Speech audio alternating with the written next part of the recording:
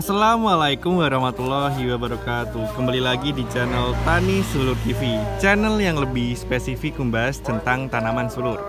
Ya, jadi kali ini saya main ke lahan yang terletak di Kabupaten Magelang.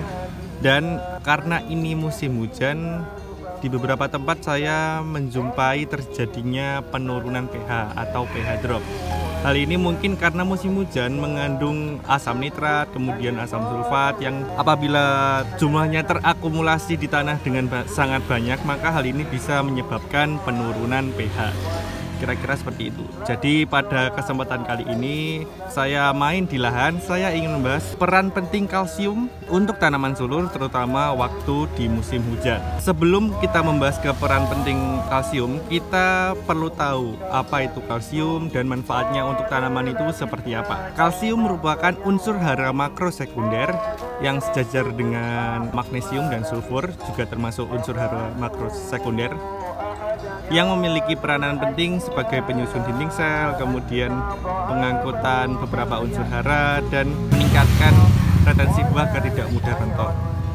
Mungkin kalau dari segi manfaatnya dijabarkan satu persatu. Kalau kalsium sendiri itu yang pertama, kalau dari bawah coba kita bahas, yaitu juga bisa membantu dalam pembentukan akar lebih dini, karena memang kalsium kan berfungsi dalam pembentukan dinding sel. Jadi ini juga kalsium berperan juga dalam pembentukan akar. Kemudian kalsium juga kalau lebih ke atasnya lagi, yang sudah saya jelaskan tadi, yaitu kalsium berperan sebagai pembentuk dinding sel. Jadi semisal ini tanaman sulur, pasti kalau dikupas lebih lagi ini di batangnya akan ada dinding-dinding sel. Nah, dinding-dinding sel ini juga merupakan terbentuk dari adanya peran kalsium juga. Bahkan di beberapa jurnal yang saya baca, untuk bobot kering tanaman itu 1-5%-nya itu tersusun atas kalsium. Jadi memang kalsium itu punya peranan penting. Kemudian dari akar, batang, kemudian dari segi buah. Nah, seringkali mungkin sahabat sulur semua, buah atau bunganya itu sering mengalami kerontokan. Nah, apabila demikian, kalsium juga bisa memegang peranan penting, yaitu agar memperkuat jaringan tanaman sehingga bunga dan buah itu tidak mudah rontok. Tentu hal ini juga berkorelasi bisa untuk meningkatkan kualitas buah. Nah, mungkin kira-kira itu untuk unsur kalsium. Kalau pupuk kalsium sendiri di pasaran ada banyak. Pupuk kalsium nitrat, ada kalsium klorida, ada kalsium karbonat, ada kalsium kompon. Nah, ada banyak sebenarnya untuk beberapa produk yang sudah memang diformulasi oleh para pembuat pupuk agar bisa bekerja dengan baik. Nah, lalu apa peran penting kalsium untuk tanaman sulur di musim hujan? Nah, mungkin kita bahas dari segi untuk manfaatnya pada tanah dahulu. Kalsium bisa meningkatkan pH karena dia juga merupakan kation, dan pH itu untuk tanaman sulur itu harus memang, kalau menurut saya pribadi, dijaga dengan baik pada angka optimal, yaitu 6,5. Nah, jika kurang dari itu atau berlebihan, nah itu nanti bisa bermasalah pada penyerapan nutrisi. Contoh saja, semisal pH-nya itu di angka 5, maka beberapa unsur itu juga tidak bisa terserap dengan baik. Nah, berkaitan dengan tadi juga, kalsium juga ikut dalam membentuk akar. Maka menurut saya kalsium itu sangat penting untuk tanaman sulur, terutama pada waktu usia muda, agar akar tanaman bisa lebih tumbuh dengan baik, kemudian menghindari stres dari adanya pH drop akibat musim hujan. Kira-kira seperti itu. Lalu kalau contoh pupuk kalsium yang bagus pada musim hujan itu apa aja? Kalau saya pribadi untuk kocor sekaligus ikut menyuplai nutrisi, saya lebih condong penggunaan kalsium yang jenisnya kalsium kompon. Contoh saja kalsium dan asam humat. Nah, untuk kalsium dan asam humat, mungkin ini salah satu contoh produk di petani yang saya jumpai. Ini adalah Kalha. Dia mengandung kalsium oksida dan humid acid.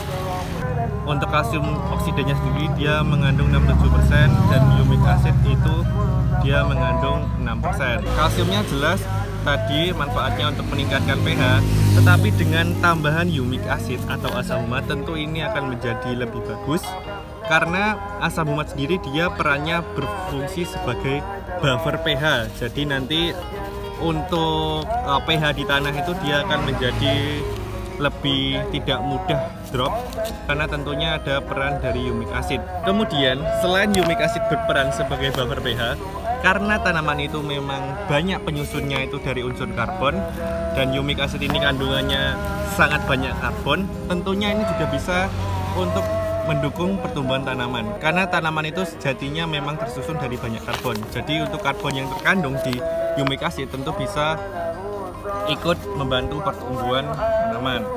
Nah, kira-kira itu mungkin untuk kocor.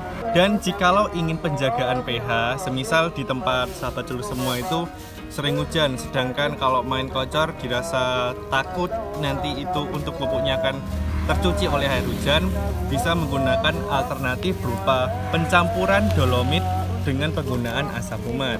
Nah, ini juga di petani sini menggunakan asam humat berupa power soil. Jadi nanti kalau dicampur antara dolomit dan asam humat, nanti bisa ditaburkan pada bedengan dan tentu ini lebih tidak mudah tercuci dan bisa lebih menjaga pH. Jadi nanti pH-nya tidak mudah drop dan awet.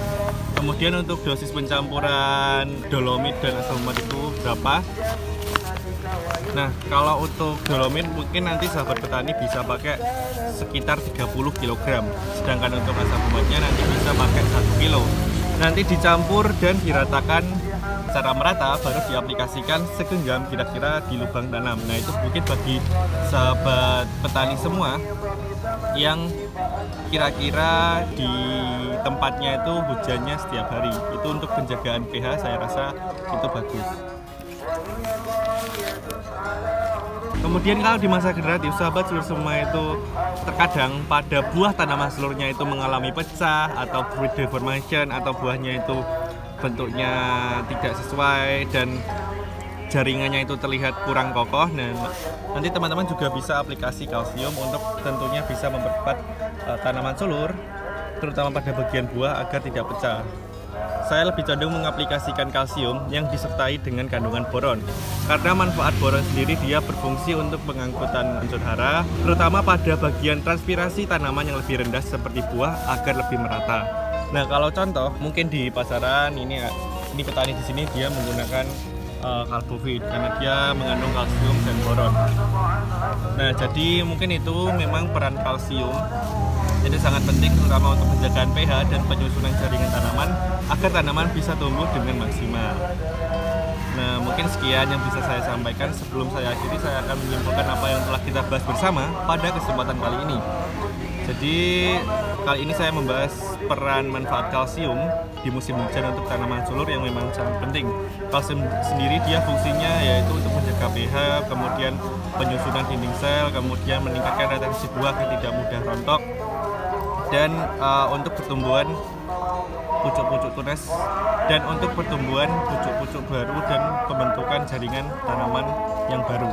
Untuk tanaman selur sendiri, untuk penjagaan pH dan suplai kalsium, saya lebih condong untuk memberikan kalsium yang dilengkapi dengan asam humat. Atau mungkin jika daerahnya itu memang sangat sering hujan dengan intensitas yang tinggi, saya lebih condong menganjurkan untuk pemberian dolomit dan asam humat power soil tadi. Kemudian masa generatif nanti bisa pakai kalsium yang dilengkapi boron untuk mendukung agar kualitas buah yang terbentuk itu lebih baik. Kalau contohnya sendiri ada mungkin kayak di sini itu ada Kalbovit. Dan mungkin sekian yang bisa saya sampaikan. Terima kasih, semoga video ini bermanfaat. Apabila video ini bermanfaat, jangan lupa klik like, comment, share, dan subscribe untuk tidak ketinggalan info terbaru dari channel kami. Terima kasih, salam tani seluruh Indonesia. Wassalamualaikum warahmatullahi wabarakatuh.